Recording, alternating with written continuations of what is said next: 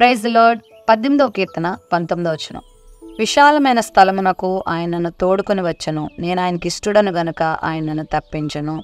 దావీదు జీవితంలో చాలా ఇరుకైనటువంటి పరిస్థితులు ఎదుర్కోవాల్సి వచ్చింది. అంతఃపురాలున్నా, రాజసౌధాలున్నా, ఆయన గడిపిన ప్రదేశాలన్నీ అడవులు, కొండలు, లోయలు, గుహలే. ఎందుకంటే సౌలున్నంతకాలం సౌలు ఆయన్ని ఇబ్బంది పెడుతూ వచ్చాడు.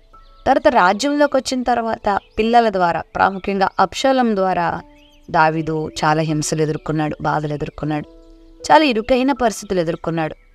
జీవితం అంతా ప్రతికూలతలతోనే దావీదుకు కొనసాగుతూ వచ్చాయి. అలాంటి పరిస్థితుల్లో దేవునికి మొరపెట్టడం నేర్చుకున్నాడు.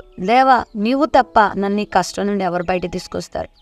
నీవు తప్ప నన్ను ఇరుకు నుండి విశాలతలోకి ఎవరు తీసుకొస్తారని ప్రభు వైపు అతడు ఎదురు చూసినప్పుడు ఒక్కొక్కసారి ఆ అరణ్యంలోనే, ఒక్కొక్కసారి ఆ గుహలలోనే, ఒక్కొక్కసారి ఆ భయంకరమైన రాతి బండల మధ్యలోనే దేవుడు ఆయనకి ఆదరణ అనుగ్రహిస్తూ ఉండేవాడు.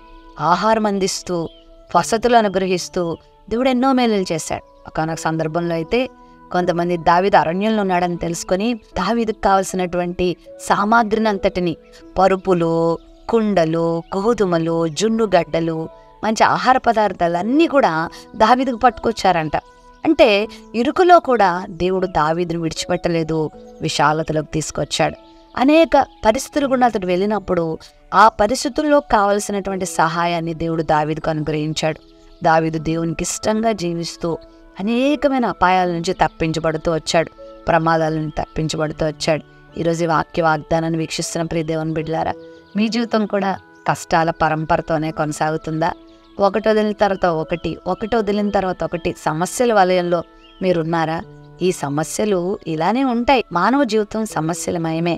అయితే మనం ఎక్కడ ఆగాల్సిన అవసరం లేదు. మనం సాగిపోవడం నేర్చుకుంటే ఆ సమస్యలలో కూడా, ఆ ఎడారులలో కూడా దేవుడు మనకు సెలయేరులను ఉంచుతాడు. మనకు దేవుడు తనదైన శైలిలో మనల్ని పోషిస్తూ, సంరక్షిస్తూ, ఆదరిస్తూ అద్భుతాలు చేస్తూ ఉంటాడు. ఆ సమస్య మరింత మేలుకరంగా మనకు మార్చేస్తూ ఉంటాడు. ఈ సమస్యలో కూడా, ఈ శోధనలో కూడా, ఈ కష్టంలో కూడా నాకు దేవుడు ఇంత గొప్ప ఆదరణ ఇస్తాడా, నాకు దేవుడు ఇంత గొప్ప సహాయం చేస్తాడా అని ఆయన కార్యాలు మనం చూసే విధంగా దేవుడు గొప్ప కార్యాలు చేస్తాడు. ఏం బాధపడకండి. ప్రస్తుతం ఇరుకులో ఉన్నావా? అన్నీ ఉన్నా ఏమీ లేనట్టుగా ఉన్నావా? అందరూ ఉన్నా ఎవరూ లేనట్టుగా ఉన్నావా? ఇరుకిరుకుగా నీ జీవితం సాగుతూ ఉందా?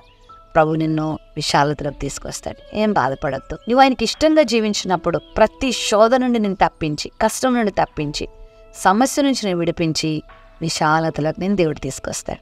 ప్రేమ నమ్మకం కలిగిన మా తండ్రి, నీ బిడ్డల జీవితంలో ఎవరిని బట్టి, దేనిని బట్టి ఇరుకును అనుభవిస్తున్నారో ఆ ఇరుకుల నుండి బిడ్డల్ని విడిపించి, అద్భుతం చేసి, ఆశ్చర్యకార్యం జరిగించి నీ నామానికి మహిమ తెచ్చుకోమని యేసు నామములో ప్రార్థిస్తున్నాం తండ్రి. ఆమేన్.